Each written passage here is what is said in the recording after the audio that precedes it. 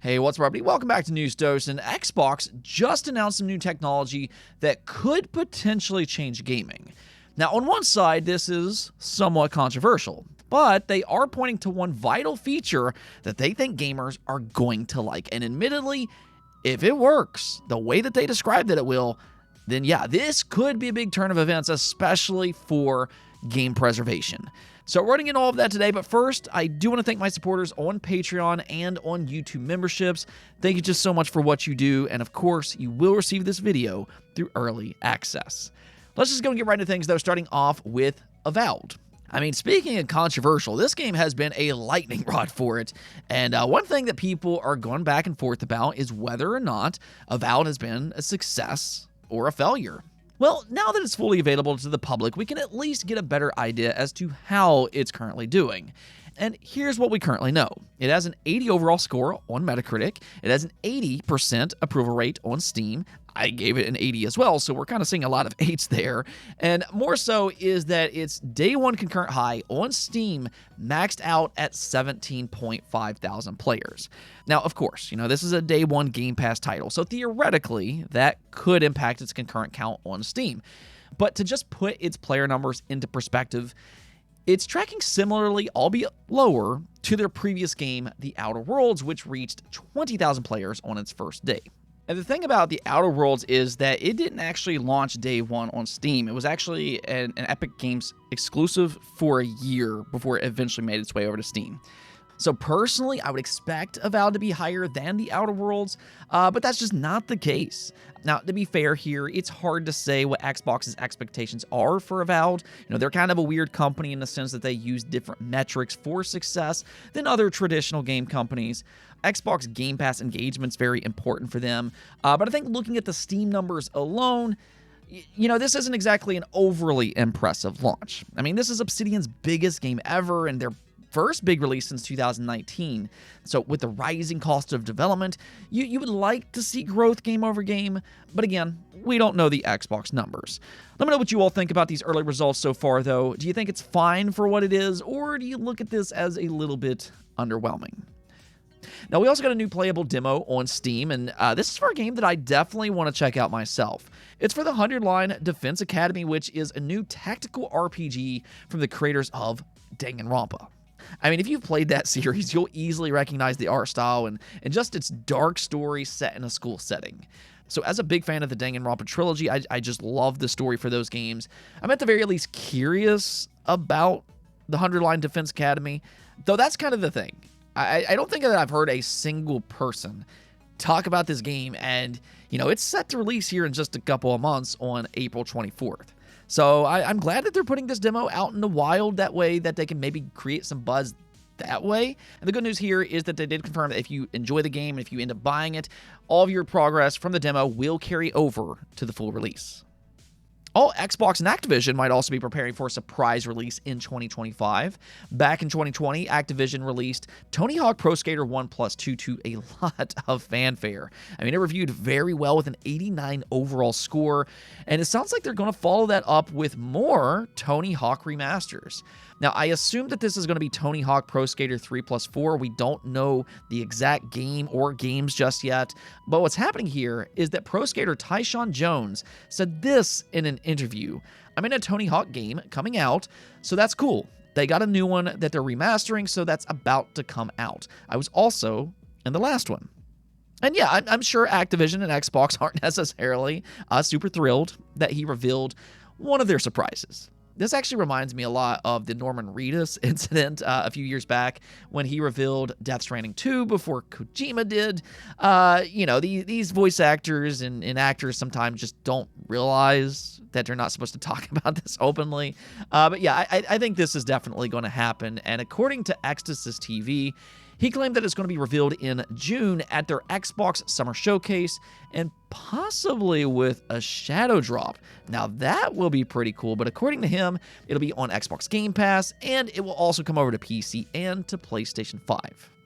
Okay, so since we're on the topic of Xbox, let's go talk about this new technology that they just announced and what this could possibly mean for the future of gaming. So this is their new generative AI that can simulate playable games named Muse. This was built in collaboration with Ninja Theory, which is actually quite fascinating in itself. This really kind of puts Ninja Theory in a unique position because they're essentially proving their worth to Microsoft in a different way than what you might expect. But they describe Muse as groundbreaking. Here's what they said. What's groundbreaking about Muse is its detailed understanding of the 3D game world, including game physics and how the game reacts to players' controllers' actions. This allows the model to create consistent, diverse gameplay rendered by AI, demonstrating a major step toward generative AI models that can empower game creators. And that's one of the things that they really tried to emphasize. I mean, obviously, there's a lot of controversy that surrounds generative AI. And Microsoft, they understand that. So they really try to emphasize that they want to empower creators and to use Muse as an extension to traditional game development rather than as a replacement. That's also something that consumers are concerned about, not just because of jobs in general, but also because there's this concern that we're going to get soulless creations in the future.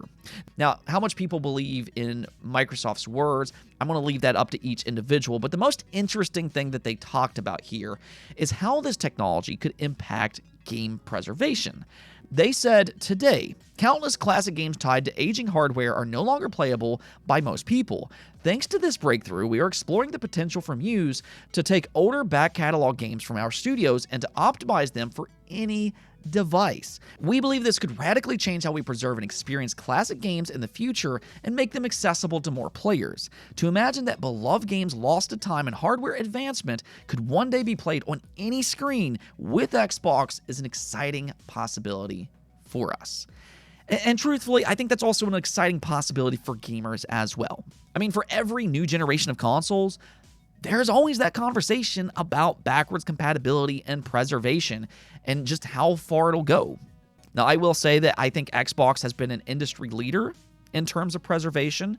You know, the Xbox Series X, it's capable of running a large portion of their games all the way back to the OG Xbox. But that doesn't stop the question of what about their next console? You know, there's been a lot of rumors about their next console being a PC in disguise with a Windows slant to it. And if that's true, well, then there will be that conversation about preservation once again. Xbox 360 games might be compatible on the Xbox Series X, but as of right now, they're not compatible on PC. Neither is OG Xbox games. So will those games be playable if they go in that PC direction?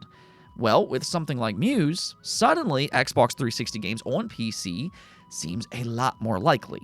For that matter, they could use to port their games to pretty much any device, as they said. That could include phones, PlayStation, Nintendo, or just absolutely anywhere that they want to. So this is a neat idea on paper, and this very much leans into their idea that Xbox will be on every screen in the future. That very well could include classic Xbox games thanks to this technology. And technically, Microsoft could even license Muse out to other game companies if they want to. So this could even help with preservation from non-related Xbox games. So there's a lot of potential with this type of technology, but, you know, again, for as much potential as something like this has, I do also completely understand the controversy that comes along with generative AI. So what I want you all to do is let me hear your perspective about this type of technology in the comments below. Do you like it? Do you not? And give me your reason as to why. Now, there was also a bizarre story going around about Marvel Rivals and just its entire team suddenly being laid off. Now, people were freaking out about this when the news first broke because, looking from the outside in, this is a super successful game.